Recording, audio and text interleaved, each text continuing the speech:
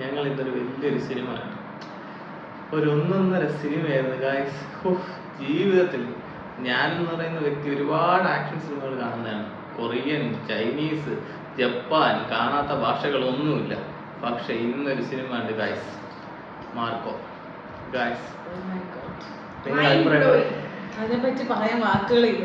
Actually നമ്മള് ഒരുപാട് പ്രതീക്ഷകൾ, കാരണം ഒരുപാട് പേര് റിവ്യൂ നല്ല രീതിയിലൊക്കെ പറയുന്നുണ്ടായിരുന്നു വയലൻസും അതൊക്കെ. അപ്പൊ നമുക്ക് ഒരു ഐഡിയ ഉണ്ട്, അതായത് നമ്മൾ വയലൻസ് മൂവീസ് ഒക്കെ ഒരുപാട് കാണുന്നതാണ്, ഒരുപാട് ലാംഗ്വേജസിൽ ചേട്ടൻ പറഞ്ഞ പോലെ. പക്ഷെ നമ്മൾ ആ ഒരു എക്സ്പെക്ടേഷൻ ഒക്കെ കടത്തി മറച്ചുകൊണ്ടുള്ള ഒരു മൂവി ആയിരുന്നു അത്. കാരണം ഇപ്പോഴും നമുക്കത് ആ ഒരു രോഗം എണീറ്റ് വന്ന് നമ്മൾ സത്യം പറഞ്ഞാൽ നമ്മൾ സിനിമ കണ്ടിട്ട് ആ ഡ്രസ്സ് പോലും മാറിയിട്ടില്ല. ആ ഒരു എഫക്റ്റിലാണ് വന്നിരുന്നത് പറയുന്നത്, വീഡിയോ എടുക്കുന്നത്. കാരണം അത്രയും ഭയാനകമായ സിനിമ. അതായത് മലയാളം ആയതുകൊണ്ട് നമുക്ക് ഭയങ്കര ഞെട്ടല്. കാരണം വേറെ ഭാഷയാണ് ഈ ഞെട്ടൽ കുറച്ച് കുറഞ്ഞത്. കാരണം അവിടെ ഇതുപോലെയൊക്കെ സിനിമകൾ എടുക്കാറുണ്ട്. പക്ഷേ oh my God, Unni Mukundan, hats of.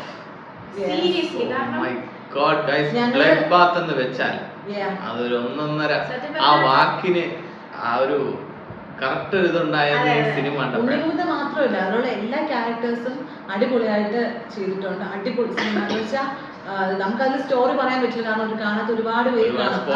പക്ഷേ ലോല ഹൃദയരായിട്ടുള്ള ആൾക്കാരാണ് നിങ്ങളെ കാണരുത്, കാരണം ഇവരെ താങ്ങൂല.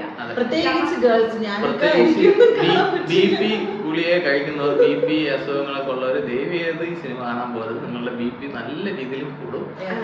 ഈ edge of the seat movement എന്ന് പറയുന്ന സംഭവം ഉണ്ടല്ലോ, സത്യത്തിൽ ഞാൻ സീറ്റിന്റെ തുമ്പിലാണ് ഇരുന്നത്. നമ്മൾ സിനിമയുടെ ഒരു ഫസ്റ്റ് ഹാഫ് വരേക്ക് നമ്മൾ ഒരു ബേസ് ഒരു ലെവലിലൂടെയാണ് പോയിക്കൊണ്ടിരുന്നത്. അപ്പൊ നമ്മളിങ്ങനെ ഓക്കെ ഒരു നോർമൽ ഫിലിം എന്നൊരു രീതിയിൽ. പക്ഷെ സെക്കൻഡ് ഹാഫ് സത്യം പറഞ്ഞാൽ ഇന്റർവെല്ലിന് തൊട്ട് മുന്നേ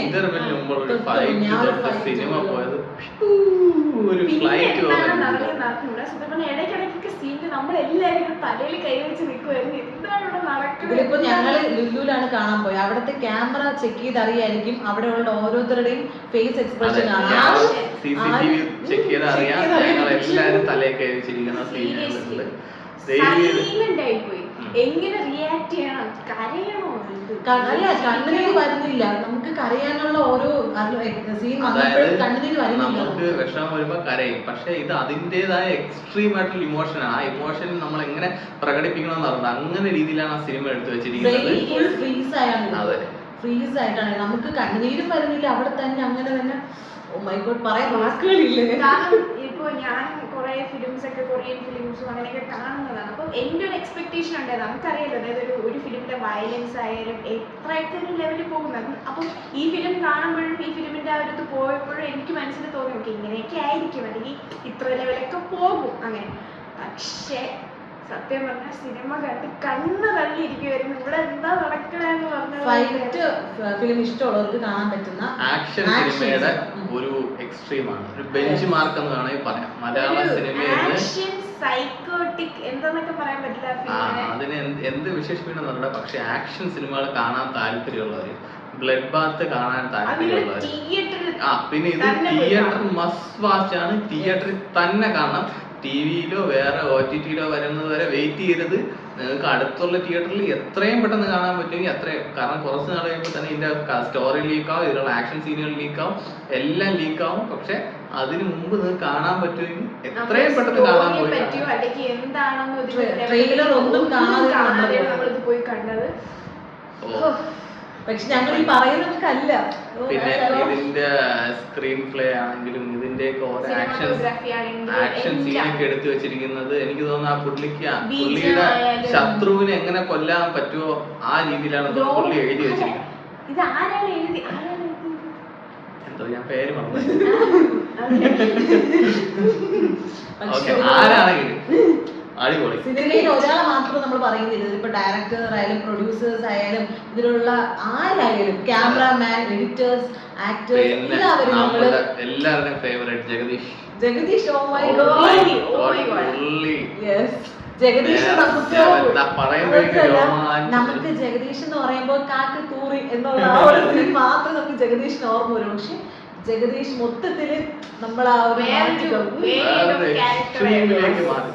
ആ ഒരു ക്യാരക്ടർ ആയാലും ആ മൂവി ഫുൾ ഇപ്പൊ സിദ്ദിഖ് ആയാലും മൈ ഗോഡ് എനിക്ക് സത്യം പറഞ്ഞാൽ നമ്മള് സിനിമ തീരുന്നത് വരെ ഇങ്ങനെ എന്തായാലും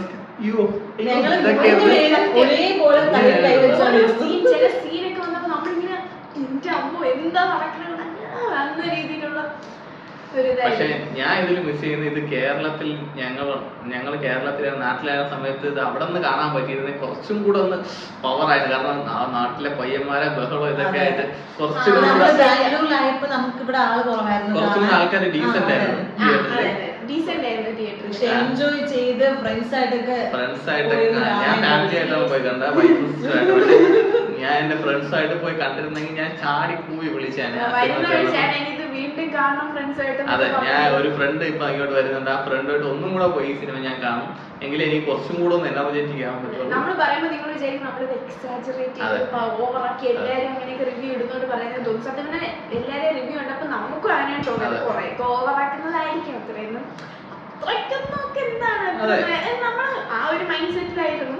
പക്ഷേ സെക്കൻഡ് ഹാഫ് തൊട്ട് നമ്മൾ ഇരുന്ന ഇരിപ്പെന്ന് പറഞ്ഞാൽ തിയേറ്ററിൽ ഇരുന്നത് എന്റെ ദൈവമേ ദൈവമേ ദൈവമേ എന്ന് വിളിക്കാത്ത ഒരു സെക്കൻഡ് ഓരോ സെക്കൻഡ് വയലൻസിന്റെ എക്സ്ട്രീം.